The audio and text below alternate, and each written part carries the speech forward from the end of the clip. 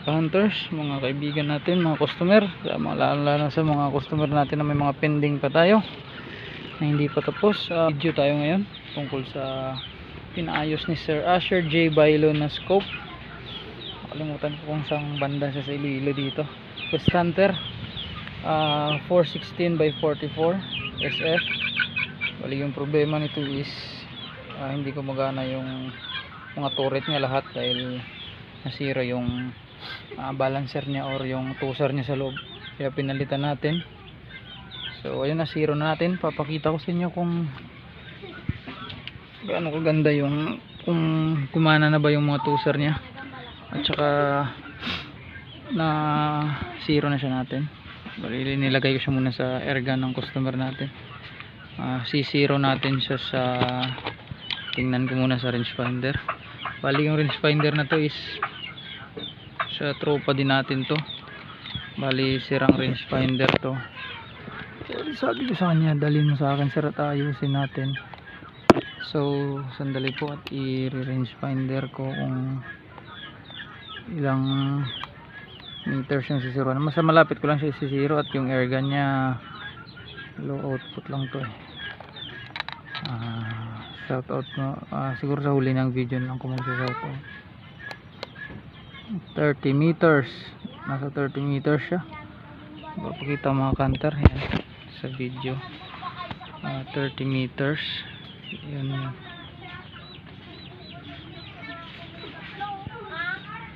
Basta yun, kita nyo yung 30 meters,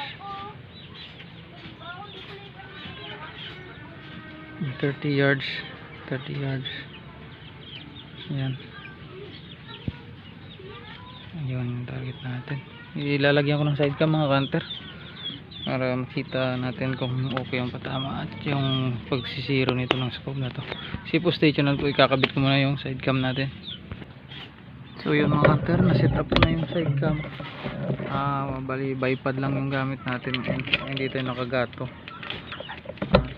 Try ko kung nasa zero na yung zero ko na siya. Tatry ko lang kung gumana nga na ba yung scope niya.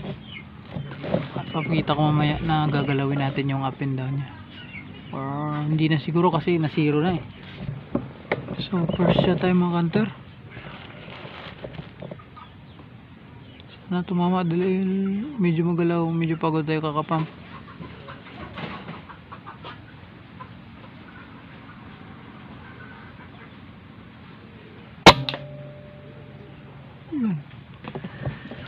Tumama sa gilid. Mamaya gagalawin ko mga counter yung mga turret nya.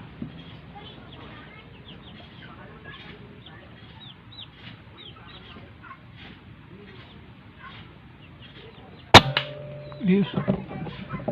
Sobrang galaw natin. Sandali. Try natin itong ayusin yung bag natin.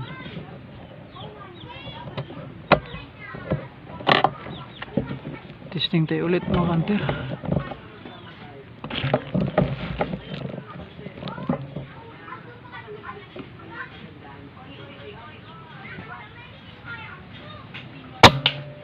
Yun, okay naman.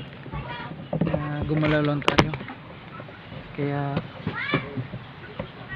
medyo lumabas. Laki ng layo ng tama. Centered shot mga counter. Asher J. Bailo yung pangalan ng customer natin sa Facebook.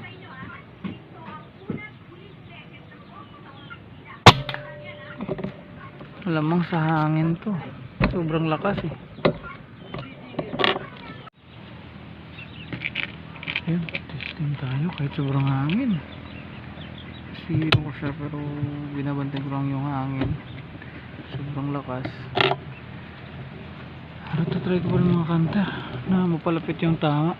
Importante makita ni Sir Asher J na okay na yung scope nya. Diyan lang tayo mag-focus. Malamang yung bala natin is pupunta sa left side. Subukan ko muna isa mga counter tapos adjust tayo sa dot. Sobrang lakas ng hangin. Ayun, dahil sa hangin, pumunta sa first dot sa left side yung ano natin, i-adjust tayo sa scope. Sa dot tayo babase, hindi na natin gagalawin yung ano. Subukan ko muna mga kanter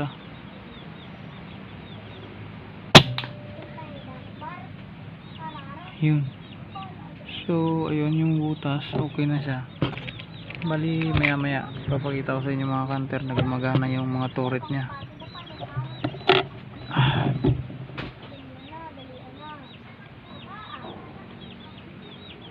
Yun yung bali yan yung patatamaan muna natin, yung silver na yan.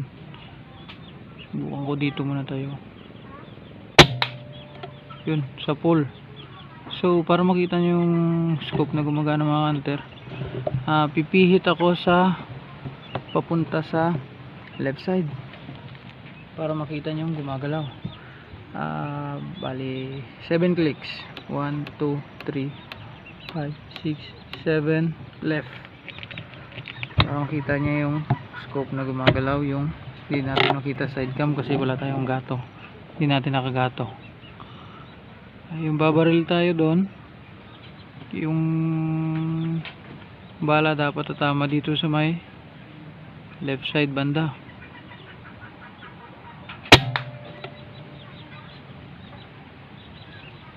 Hindi yata gumalaw.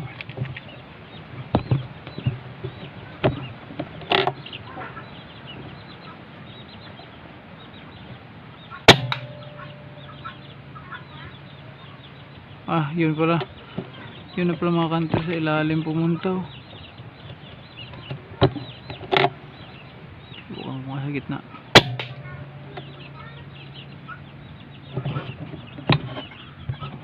Subukan ko. Yan. Babarilin natin yung target. Kung saan pupunta yung bala. Kasi ginalaw na natin yun, kita nyo yun sa lupa na sa lupa na ano,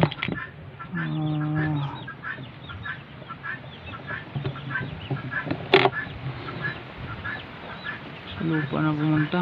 Dito ulit tayo mga kanter, at saka may tao dun sa dulo, parang dun ata pumupunta yung bala. Medyo dito tayo ilalim. Diyan muna tayo, may tao doon.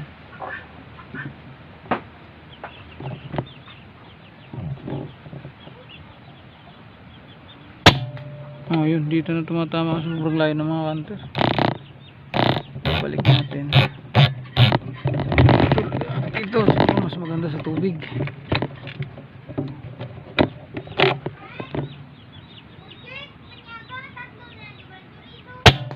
Yun, kita nyo mga kanter, nasa sentro yun gagalawin ko ng left side yung turret. Balik tayo doon. Dito na siya sa left side. Babalik tayo sa right side. Yun, marami na yun. Dito siya pupunta sa right side yung bala. Diyan lang tayo sa tubig at may tao dun, parang nakatingin nata. Hindi nila magalit yun.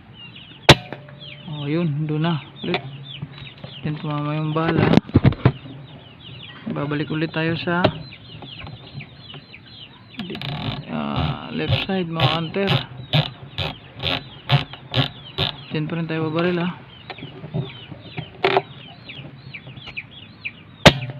yun. At gagalawin natin yung up. Up tayo.